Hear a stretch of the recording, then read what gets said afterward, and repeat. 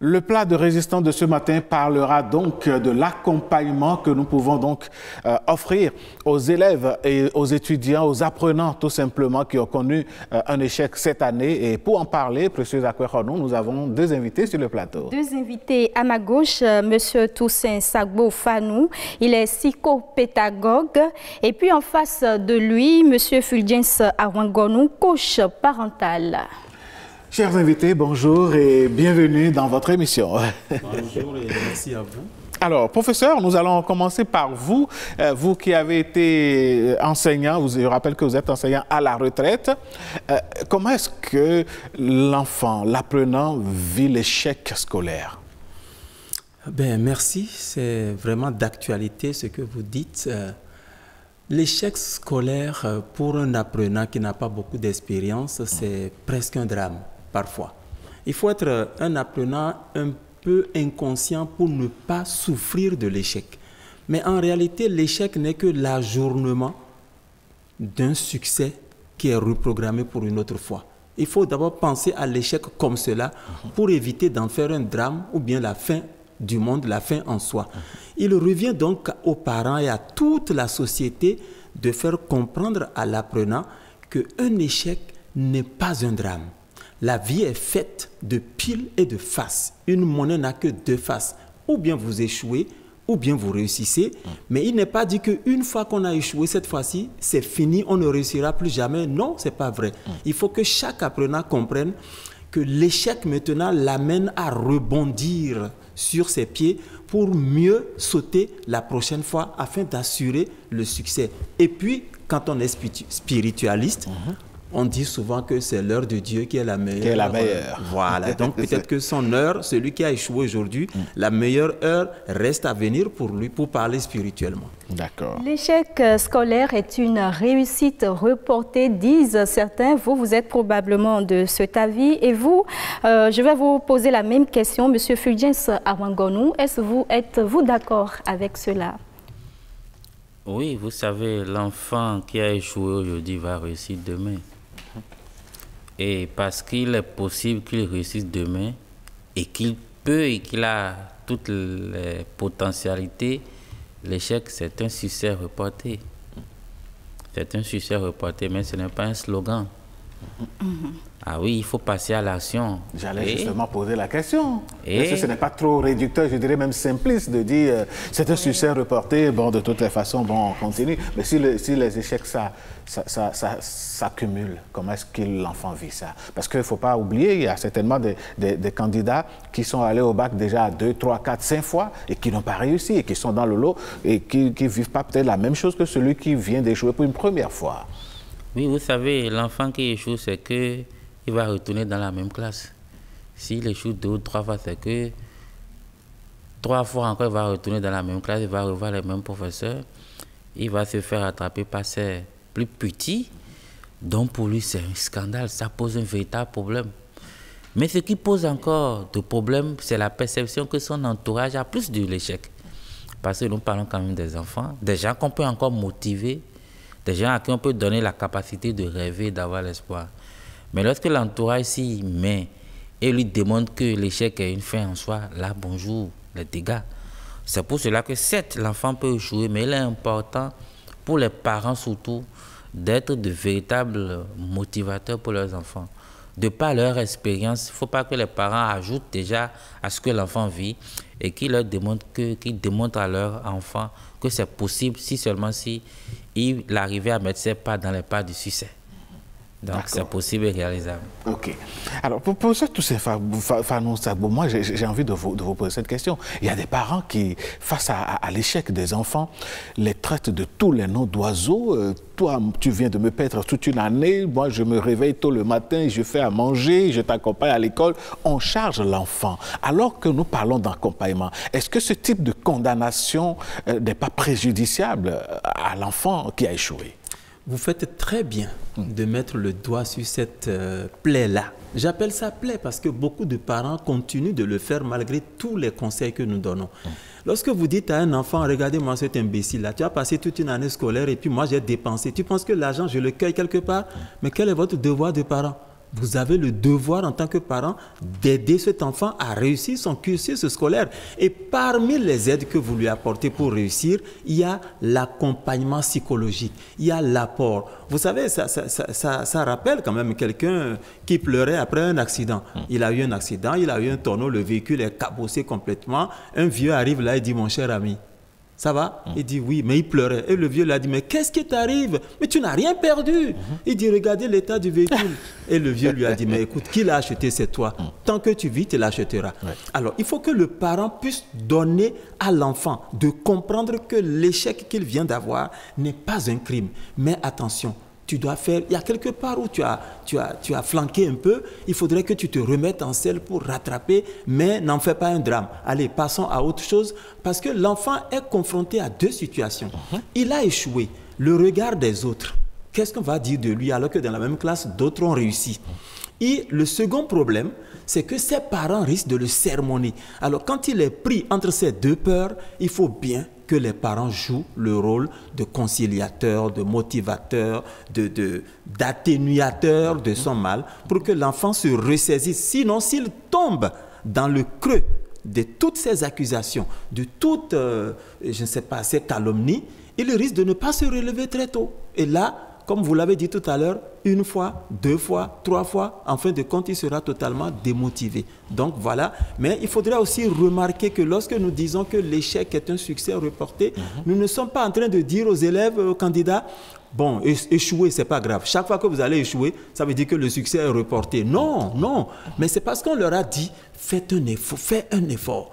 Il faut tout faire pour décrocher ce BPC ou bien ce bac. Allez-y, fonce. Et puis, ce n'est pas si difficile que ça. Maintenant qu'il a suivi tous ces conseils et que par malheur, ou bien par mésaventure, pas par malheur, par mésaventure, l'échec est arrivé, il faut que le même parent qui s'investissait, qui lui dit, vas-y, fonce, décroche-nous ça, ce même parent mette du bémol pour lui dire, allez, mon fiston, c'est pas grave.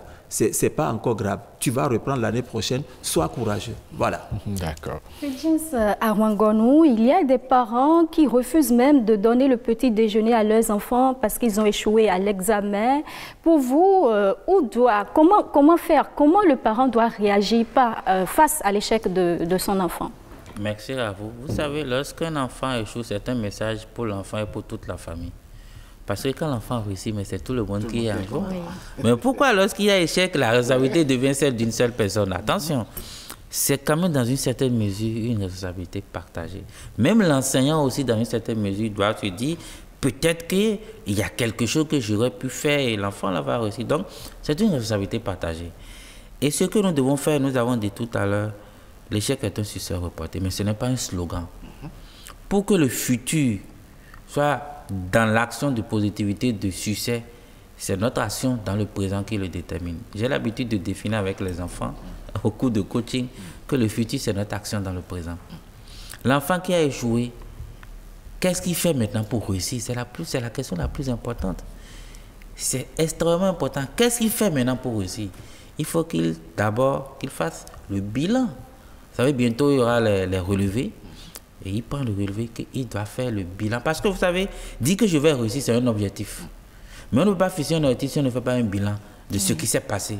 Donc il faut faire le bilan. Moi, j'ai l'habitude de demander aux enfants qui jouent, quand je discute, donnez-moi 4 ou 5 choses qui ont créé votre échec. Peut-être je n'ai pas suffisamment fait l'exercice. Donc que l'enfant énumère 5 choses. Ça peut être même l'école, la maison, 5 choses. Et quand il énumère 5 choses, nous allons transformer ça aussi en objectif. Et voir ce qu'il faut faire pour que ces choses ne nous arrivent plus et que l'enfant réussisse. Donc, fais le bilan. Et ce bilan... Je ne vous arrête pas, mais quand vous leur posez cette question, quelles sont les raisons qui reviennent le plus souvent? Les enfants vont vous dire souvent que je n'ai pas peut-être suffisamment appris mes leçons. Souvent, ils le disent, je n'ai pas suffisamment fait d'exercice.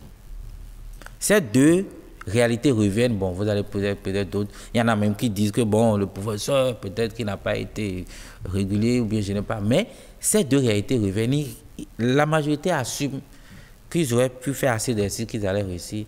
Et s'ils apprenaient suffisamment les leçons dans les matières dans lesquelles ils ont eu de mauvaises notes, que ça allait passer. Donc on est d'accord dans une certaine mesure que le travail personnel Je dis bien, le travail personnel a parfois manqué. Mais pas chez tous. Il y a des enfants qui échouent, c'est carrément d'autres réalités. Vous savez, c'est 3 jours de composition. Et c'est l'étape psychologique qui détermine l'action, la réaction et l'efficacité dans l'action.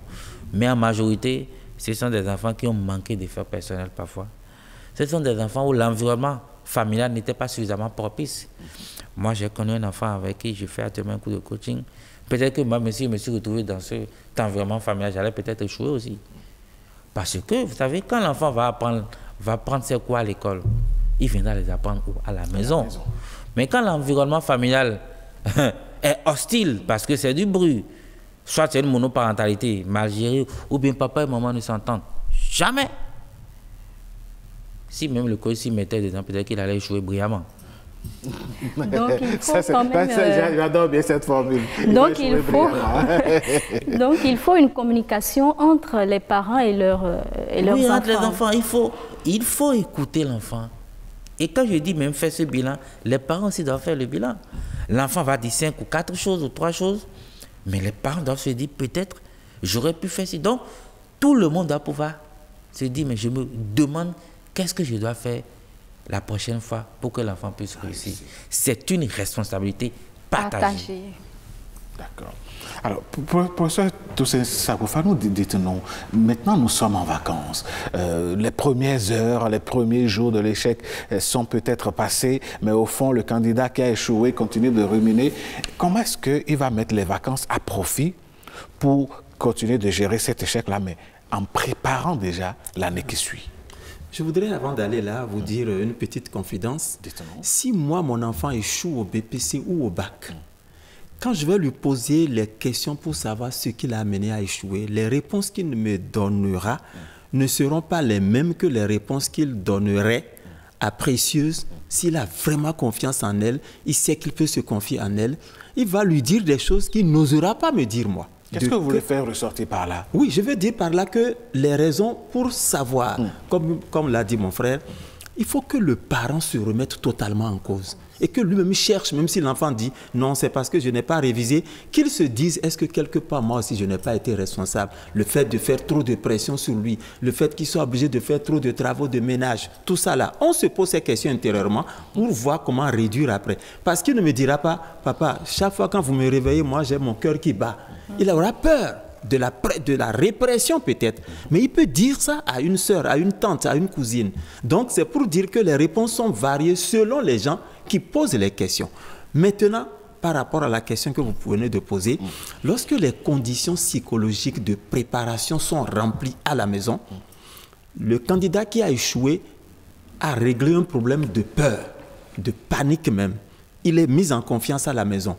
Vous allez voir qu'il va peut-être se distraire, mais par respect à ce que vous lui avez fait pour le mettre à l'aise, même si c'est du semblant, il va quand même beaucoup s'attarder sur ces petites lectures, ces petites révisions, pour que papa se dise « bon, je suis en train de faire tout pour que l'année prochaine, ça aille mieux ». Donc, il y a déjà cette préparation. L'enfant doit forcément, tout en se distrayant, chercher là où il a failli. Suivre les conseils de ceux qui lui disent il faut lire, parce que jusqu'en terminale, la lecture est nulle chez nos enfants.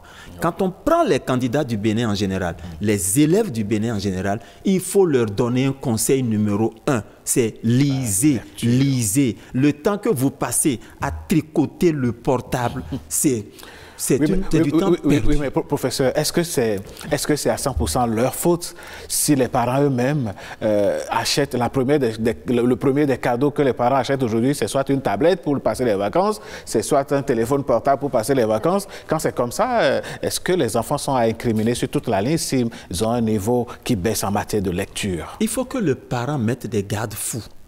Il faut qu'il lui dise, le jour où je vais te surprendre, ou bien le jour où ta tante ou ton oncle va te surprendre en train de faire un mauvais usage, un usage pornographique, pour ne pas dire tous les contours là, le jour où on va te surprendre en train de faire ça, franchement, je te l'arrache. Encore que, il y a des parents qui n'achètent le portable à leur enfant que lorsque l'enfant a fini le cursus scolaire du secondaire, le bac. Il y a des parents qui sont formels. Moi, je connais beaucoup de pasteurs qui ont dit ça sur le plateau. Il n'achètera de portable. Si l'enfant veut travailler sur ordinateur pour faire des recherches, parce qu'en réalité, le portable, c'était ça le but. Mais maintenant, on l'a travesti. Mais si tant est que l'enfant veut faire des recherches, papa a dit qu'il a mis à leur disposition un petit ordinateur ou bien même un portable, un iPhone à la maison. Là, d'accord. C'est vrai que ce n'est pas la faute de l'enfant sur toute la ligne. C'est notre société aujourd'hui qui est en train de créer cette déroute sur tous les plans. Et ce n'est pas seulement nos candidats, nos élèves qui sont dans ce schéma. Même les couples sont en débandade à cause de cette affaire de portable. D'accord. Avant de revenir à vous, coach Fulgence, vous avez quelque chose à ajouter par rapport aux parents qui mettent le numérique au devant dans le foyer, surtout avec les enfants d'abord? Moi, mes enfants sont jeunes, mais ils ont les deux. Non seulement ils ont une tablette, mais ils ont la connexion. Je dis bien, mes enfants sont très jeunes. Non seulement ils ont une tablette chacun, mais ils ont la connexion. Mais tenez-vous tranquille. Comment vous faites? Si vous avez l'information, vous avez le pouvoir. Mes enfants ne peuvent télécharger aucun jeu sans mon approbation. S'il est permis, je peux amener mon portable, vous allez voir. C'est-à-dire, j'ai eu la chance, j'ai discuté avec un spécialiste qui dit, mais quand je l'ai pris, il dit, mais je ne veux pas qu'il s'amuse, qu'il fasse n'importe quoi avec. Le spécialiste arrive, il dit, coach, c'est possible. Vos enfants ne peuvent rien télécharger si vous n'approuvez pas. Ça veut dire quoi? Que ce soit un jeu, que ce soit aller suivre un film comme ça, moi je vois d'abord avant qu'ils ne voient. Donc il faut aujourd'hui qu'on apporte l'information aux parents parce que nos enfants sont en compétition avec les enfants du monde entier. Et s'ils sont en arrière aujourd'hui, demain ils ne pourront pas résister, ils ne peuvent pas rattraper. Aujourd'hui j'informe les parents, vos enfants ont les tablettes, mais vous avez la télécommande de leur tablette. C'est possible. Moi, je le fais au quotidien. Je dis, ils ne peuvent rien suivre sans mon autorisation. D'accord. Allez, et sous votre autorisation, justement, coach Fulgence Arangonou, nous allons suivre, mesdames, messieurs, l'avis de quelques citoyens sur la question. Voici la Vox Pop. On va à l'école pour réussir, mais l'échec reste quand même une éventualité. Et je crois que déjà, dès qu'on commence à aller à l'école, il faut se préparer à ça. Par rapport à l'essai scolaire, je ne pense pas que cela puisse conduire au suicide parce qu'on ne sait pas ce que la vie nous réserve. Tout ce qui se passe, pour moi, c'est un programme de Dieu. Si cette fois ça n'a pas marché, c'est parce que Dieu a un plan pour nous, donc on ne sait jamais, donc on ne peut pas se suicider pour ça. Il faut que les parents encouragent ces enfants-là. Échouer à un examen, ce n'est pas la fin du monde. L'échec, c'est juste une réussite reportée. Dieu sait le moment qu'il faut pour chacun pour accomplir sa destinée au fait. Je demanderais plutôt aux parents d'entourer ses enfants parce que d'abord il y a cette peur des parents. Ils ont peur de ce que diront les parents vu les investissements fournis tout au long de l'année. Donc je demanderai aux parents tout simplement la patience de les entourer et de les encourager pour l'année prochaine. Et la réussite des enfants, ça se prépare depuis le bas âge. C'est depuis la maternelle qu'il faut préparer les enfants jusqu'en terminale. Ce n'est pas aujourd'hui, il faut déplorer l'échec des enfants.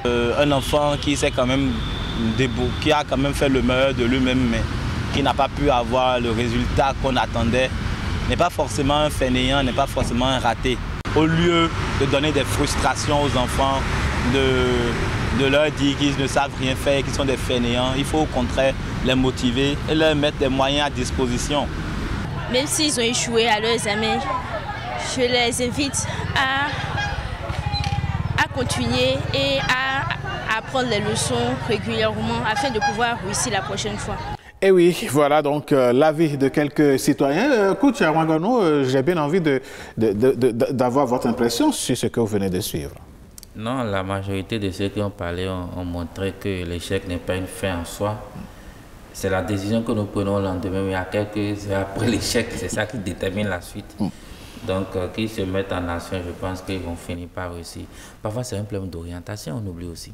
Ah oui? Il y a parfois de mauvaises orientations. Vous n'avez pas le potentiel pour certaines choses. Quand vous allez vous y mettre, souvent l'échec nous rappelle que parfois, on a pris, le chemin que nous avons pris n'est pas le meilleur. On oublie aussi cet aspect. Parfois, il faut changer, il faut rebrousser chemin et retrouver une voie qui vous conduit directement vers le meilleur, vers ce qu'il y a de meilleur en vous et vous allez réussir brillamment. Donc, vous pensez que l'enfant doit pouvoir connaître ses forces et ses faiblesses pour pouvoir mieux s'orienter? Oui, très bien. Et les parents aussi. Vous savez, nous ne connaissons pas suffisamment nos enfants. Quand vous arrivez à connaître, à voir comment l'enfant s'amuse dès le bas âge, parfois vous avez une idée de ce qu'il pourrait dans une certaine mesure faire. Mais parfois on veut que, moi je n'ai pas pu être médecin, il va faire médecine, il va... Après il devient, je ne sais pas, le dernier médecin du village, je ne sais pas. Et puis c'est la fin. Il arrive. S'il arrive, oui. S'il arrive, oui. Alors professeur, votre avis sur la Vox Pop d'abord? Je suis heureux parce que cet échantillonnage permet de comprendre que la société est de plus en plus éveillée. Parce qu'on aurait pu dire, il y a quelques années, on aurait pu dire, oh, comment les enfants peuvent échouer avec tout ce qu'on investit là? Mais là, le langage a changé. On dit que ce n'est pas une fin en soi. Et il faut que les parents mettent les moyens à disposition et que l'échec ne doit pas conduire au suicide. Alors, quand on suit ça, on se dit, ah, on change d'idée. Donc, moi, je suis très content de ces gens de Vox Populis qui rejoignent justement ce que nous avons, ce que les spécialistes, les coachs, les psychologues ont l'habitude de prôner. Donc, c'est bon. Alors, professeur Toussaint Sagbo-Fanou, moi, je voudrais vous demander, pendant les vacances, est-ce une forme d'accompagnement que d'envoyer les enfants dans des activités parascolaires, des activités qui n'ont rien à voir avec le cursus scolaire qu'ils ont traversé? Est-ce que ça pourrait leur permettre d'oublier un tout petit peu cet échec-là et de cultiver d'autres talents? Je vais peut-être vous surprendre. Moi, je suis très heureux de voir un élève de 3e ou même de second cycle, première, même un élève qui passe en terminale. Je suis très heureux de le voir chez un oncle qui fait de la menuiserie, où il se donne à ce petit apprentissage. Évidemment, cela ne l'empêche pas de rentrer chez lui et de chercher à fouiller dans ses affaires pour réviser un peu, mais c'est toujours bon. C'est le système, excusez-moi de le dire comme ça rejoint un peu le système américain, où on ne vous demande pas le nombre de diplômes que vous avez, mais ce que vous savez faire. Il y a des gens qui ont le BPC, ou bien des femmes qui ont le doctorat, mais qui exercent au marché d'Antokwa. Il y a des gens qui ont le BPC ou le bac, mais qui font d'autres activités et ils se disent, franchement, je remercie le ciel pour n'avoir pas mis pied dans la fonction publique. Donc, je crois, des enfants qui, pendant les vacances, exercent ces genres d'apprentissage, sont à la pêche, par exemple. C'est des choses qui permettent au cerveau de se détendre, de se fortifier et de s'ouvrir à d'autres mondes. Parce qu'il n'est pas exclu justement que cette activité ou ces activités lui permettent de voir mieux en classe lorsqu'on parlera de devoirs, d'interrogations ou bien d'explications de textes qui auraient des liens ou bien qui seraient un peu apparentés à tout ce que lui a vécu pendant ces temps de loisirs en vacances. Fulgence Arwangonu, est-ce que vous êtes d'accord avec Toussaint Sagbo-Fanou? Parce que c'est d'abord difficile d'apprendre l'échec et maintenant permettre aux enfants d'aller faire d'autres activités ludiques et tout ça. Est-ce que c'est possible? Comment faire pour... Aller faire autre activité, c'est aller penser à autre chose. Mais ne rien faire à la maison, c'est rester tout le temps sur l'échec et de ruminer l'échec. Donc, aller faire une autre activité, ça permet aux enfants d'aller dans un autre environnement, de s'emparer d'une autre réalité et de sortir progressivement de la tête que l'échec a une fin en soi. Mieux, ça leur permettra aussi d'apprendre d'autres choses dont ils ont besoin pour la vie. Parce que la vie, ce n'est pas que... La vie, c'est un processus d'apprentissage. Et tout ce que nous faisons, ça finit par nous être utile. Donc, que ce soit la menuiserie, la couture, la coiffure, autre chose, ou d'autres activités, l'enfant a besoin de sortir, de faire autre chose. Il ne faut pas leur dire, parce que tu as échoué, tu n'iras pas en vacances, parce que tu ne sors pas. Non, ça ne résout aucun problème. Ah oui? L'enfant a besoin. Je rappelle aux téléspectateurs que le coach Fulgence Arwangonu n'est pas trop loin. Hein, il aime les langues nationales. Donc, l'enfant a besoin d'apprendre autre chose, de sortir aussi. Parce que s'il est là, il sera stressé, il remue les mêmes choses, il n'a pas une solution. Mais qu'il profite de ce temps d'aller dans d'autres environnements, d'apprendre autre chose. Et vous allez voir, tout ça va contribuer à renforcer à lui l'idée que je suis capable de. C'est très important d'avoir en soi la capacité de comprendre je suis capable de.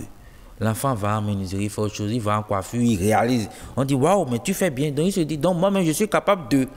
Si je suis capable de faire ça là-bas, c'est que je suis capable aussi de réussir ici. Donc l'histoire de lui dire tu es puni, tu ne vas rien faire, non, c'est un faux problème. Ça ne fait que... Les autres iront en vacances, toi tu n'iras nulle part. Les autres ont le droit de jouer. Ça se passe habituellement. C'est comme ça et tu n'as pas le choix. Tu es dedans. Et dès qu'ils sortent, on le renvoie à l'intérieur. À l'intérieur, non. Nous devons permettre aux enfants d'aller apprendre d'autres choses, de renforcer l'idée qu'ils sont capables de réaliser des exploits, donc ils peuvent réussir aussi à l'école. Alors, mais pour professeur Toussaint Savo-Fanou, il y a un autre phénomène que nous observons souvent dans le milieu, c'est que les camarades de ces enfants qui ont échoué ont tendance parfois à les écarter des jeux pendant les vacances, ne serait-ce que les premiers instants, enfin les premiers instants, pardon, qui disent mais nous on a réussi, c'est nous on est passé en classe supérieure, nous on vient d'avoir notre diplôme, toi tu as échoué, toi il faut rester là-bas, il ne faut pas venir jouer avec nous. Est-ce que l'influence, cette sorte d'étiquetage des pères ne peut pas agir également sur l'enfant? Non, je crois que c'est un manque de solidarité et puis une obstruction d'idées. Le mot m'échappe, le mot qui convient bien à ce genre de personnes m'échappe. C'est pas, ils sont imbus de leur succès. Qui leur dit que celui qui a échoué aujourd'hui ne sera pas leur président demain? Personne ne sait l'avenir. Hein. Et il faut un peu de solidarité et d'altruisme, voilà, pour dire à l'autre, allez, viens, on joue. Écoute, laisse tomber cette affaire d'échec, mais tu vas réussir brillamment bientôt. S'il y a une solidarité et un peu d'altruisme entre les pères, comme vous le dites, leurs camarades, je crois que celui qui a échoué comme celui qui a réussi peuvent toujours s'arranger pour jouer ensemble, partager ensemble, manger ensemble. Et ça permet justement à l'autre d'oublier un peu tout ce qui s'est passé pour se remettre en selle et puis faire de meilleurs chevauchés. Donc je crois, vous avez raison de dire, c'est un complexe qu'on observe chez des gens qui pensent qu'une fois qu'ils ont franchi ce cap-là, tous ceux qui n'ont pas pu le faire ne le feront jamais. Mais il n'est pas... On a vu des gens qui se sont fait dépasser pendant une course de haies ou bien une course de fond. Et à un moment donné, ils sont à la tête et ils jettent parfois des coups d'œil derrière pour voir si quelqu'un arrive. Et puis on les coiffe comme ça vers la ligne d'arrivée et sur la ligne d'arrivée. Et eux autres qui se croyaient déjà totalement gagnants, vainqueurs, se retrouvent peut-être en deuxième ou troisième position. Donc il faut se donner la main. Et ça, ce message est très important pour les camarades qui ont ce genre d'idées. Ce n'est pas bon pour la société. Fulgence Arwangonu, je rappelle que vous êtes coach parental et ma question s'adresse à vous. À quel moment il faut faire intervenir le coach parental dans la famille? Parce que vous savez comment ça se passe généralement dans les familles. Dans certaines familles même, quand on entend les pas de papa, on se cache tout de suite, la communication n'y est pas. Est-ce qu'on peut faire intervenir quand même le coach parental face à l'échec scolaire? Oui, non seulement je suis coach parental, mais je suis coach scolaire. Bon, je mets le tout sur le vocable de management de la famille. Et lorsque l'enfant échoue ou réussit, puis j'ai jamais eu des appels des enfants quand même qui ont pu réussir au bac, mais qui avaient des problèmes d'orientation. Lorsque l'enfant échoue, le professeur Fanou l'a dit tout à l'heure, parfois, les sons de cloche d'une autre personne, l'enfant est parfois plus réceptif. Il parle, il s'exprime, donc il a une ouverture d'esprit que peut-être les parents. Donc, le coach peut intervenir à tout moment, déjà lorsque les résultats sont là, pour ceux qui sont allés à l'examen, pour les autres, déjà depuis que les résultats, les bulletins sont disponibles, le coach peut déjà commencer par accompagner. Nous faisons des cours de coaching sur la méthodologie du succès à l'école. Donc, on peut accompagner déjà l'enfant en termes de méthode pour avoir de meilleurs résultats. Et c'est possible, c'est réalisable. D'accord. Alors, nous tendons vers la fin de ce débat. Alors, professeur Toussaint Savo-Fanou, si vous devriez donner des conseils, en plus de ceux que nous avons eus, qu'est-ce que vous avez envie de dire aux téléspectateurs? D'abord aux téléspectateurs, en supposant que parmi eux, il y a les parents, d'abord, je dirais, laisser le fleuve de la vie couler normalement. Parce que la vie, l'échec n'est pas une fin en soi. Changez de fusil d'épaule pour mieux motiver votre enfant. Je dirais aussi aux élèves ou bien aux candidats qui éventuellement ont échoué, je leur dirais que c'est un défi qu'il faut relever maintenant pour montrer à tout le monde qu'ils auraient pu réussir, mais qu'ils n'étaient pas programmés pour réussir maintenant, mais pour la prochaine fois. Et donc de ne pas se laisser aller au désespoir, jusqu'aux extrémités qu'on a connues par rapport à des gens qui pensent que la mort, c'est un gâteau qu'on peut prendre le matin et puis revenir prendre un Coca-Cola le soir. Non, la mort, c'est la mort. Aucun individu n'a le droit de se donner la mort parce qu'il aurait échoué, parce qu'il aurait perdu ci ou ça. Donc je voudrais dire à la société, les émissions de ce genre, s'il y a la possibilité de les suivre intensément, parce que ça n'arrive pas tous les jours. Parlant justement d'émissions, vous invitez les parents à suivre les émissions, mais cela me rappelle quelque chose, une petite discussion que j'ai eue avec des gens qui me disent, mais non, il faut que la rentrée commence très très vite parce que les enfants, ils sont à la maison, ils allument la télé 24 heures sur 24, moi je vais payer la facture de l'électricité. Non, il faut que le gouvernement fasse en sorte que les enfants retournent rapidement en classe. Ils veulent se débarrasser des enfants. Qu'est-ce que vous avez envie de leur dire? Quelle est votre perception sur cette affaire-là? Pendant l'année scolaire, je suis un peu exigeant par rapport à la gestion de la télévision. Mais pendant les vacances, lorsqu'on a passé toute l'année scolaire à dire va lire tes cahiers, va lire tes leçons, va rédiger et va faire ceci, et qu'on ne les laisse pas tout le temps à la télé, pendant les vacances, il faut quand même les laisser se distraire. La facture d'électricité pour ça, là, on peut gérer. Il y a des gens chez qui on voit la télé toute la journée, la nuit aussi, mais ils ne payent pas des sommes, des millions. Tout est une question de gestion de ce que vous faites et puis de vos installations aussi. Donc personnellement, j'exhorte même mes enfants à suivre les documentaires, à suivre ce qui peut leur permettre de se détendre. Donc interdire la télé. Pendant l'année scolaire, l'interdire pendant l'année scolaire, on l'interdit pour que l'enfant puisse s'accrocher à ses cahiers et livres, d'accord. Pendant les vacances, on l'interdit parce que la facture va être relevée. Mais parents, c'est votre devoir, c'est votre rôle. Donc, demandez à l'Éternel de vous aider à trouver les moyens de faire ça pour que l'enfant puisse au moins se réjouir.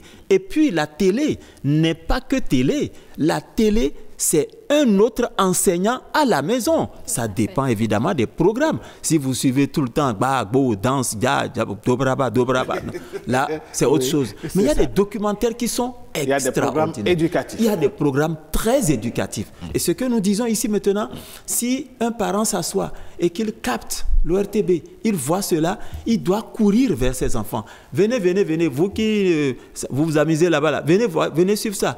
Les enfants, quand ils vont suivre ça, c'est comme s'il y a des enseignants qui sont venus leur dire comment ils vont gérer leurs vacances et même leur vie. Donc, ça ne doit pas s'interdire, la télé. D'accord. Fulgence Arwangonou, votre mot de la fin? Pour finir, je voudrais dire 3 choses. La toute première, je ne sais pas trop chanter, mais je voudrais dire... Ah oui, c'est chant mythique du groupe Afafa. Je voudrais vraiment vous dire, parce que vous allez réussir, c'est possible et c'est réalisable. Et pour que cela devienne une réalité, je voudrais demander aux parents d'être les motivateurs des enfants. Vous avez peut-être échoué à un examen ou dans une classe. Racontez ça à vos enfants et montrez-leur que malgré ça, vous êtes ce que vous êtes aujourd'hui. Mais non, vous voulez que les parents vendent un secret. Il paraît qu'en Afrique, les parents ont toujours été premiers. Ils ont toujours réussi sur toute la ligne. Même le coach a échoué, il est arrivé. Il y a un enfant, je ne vous arrête pas, il y a un enfant qui s'est dit, mais si tous les parents disent qu'ils ont travaillé, ils étaient tous les premiers, qui étaient les derniers? Non seulement le coach a échoué, lui il est arrivé d'être premier. Donc les deux sont possibles et réalisables. Donc, il faut motiver que les parents, parce que vous savez, les enfants se disent souvent quand on échoue, est-ce qu'on peut y arriver? Il faut leur montrer que c'est possible, que ce soit vous, d'autres personnes. Et la troisième chose, vous avez échoué, vous devez faire ceci. Pour la nouvelle rentrée, vous devez apprendre à vous fixer des objectifs, à mieux vous organiser et à passer à l'action en n'oubliant pas le sens de l'effort, de sacrifice et la discipline. D'accord. Moi, j'aimerais bien vous laisser partir, mais j'aimerais avoir votre avis sur cette question de... Il faut raccourcir la rentrée pour que les enfants puissent rapidement dégager le plancher pour que la télé et les dépenses à la maison soient moindres. Vous savez, allumer la télé, tout ça aussi, c'est un investissement. C'est ce que nous, les parents, nous oublions. La télé lui permet aux enfants d'apprendre. Mais vous savez pourquoi cela arrive?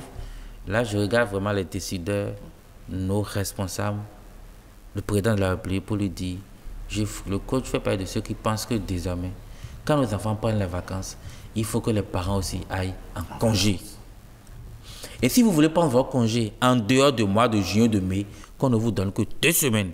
Donc tous les parents ont au moins encore 2 semaines. Mais le pays doit tourner comment? C'est pour vous dire quoi? Tout le monde n'ira pas en congé simultanément. On le fera étape par étape, quand d'autres sont en congé entre mai et juin, d'autres le seront entre juin et juillet, et d'autres entre juillet et août. Je vous assure, l'enfant, c'est notre plus grande richesse. C'est le capital le plus important que le Bénin a. Donc, prendre le temps pour les vacances des enfants, ce n'est pas perdre du temps. D'accord. Ok. Chers invités, merci d'être venus chez nous. Merci de prendre part ici. Alain Sochoumen, cette émission se poursuit. Et oui, l'émission va se poursuivre et le temps pour nous donc de remercier les parents qui nous ont suivis jusque-là. Nous n'avons pas de leçons à vous donner. Nous vous rappelons juste des choses que vous connaissez déjà. C'est les vacances. Que votre enfant ait réussi ou qu'il ait échoué, dans l'un ou l'autre des cas, il reste et demeure votre enfant et reste l'enfant de la République. Faisons en sorte de les motiver, de faire en sorte pour qu'ils aillent encore de l'avant.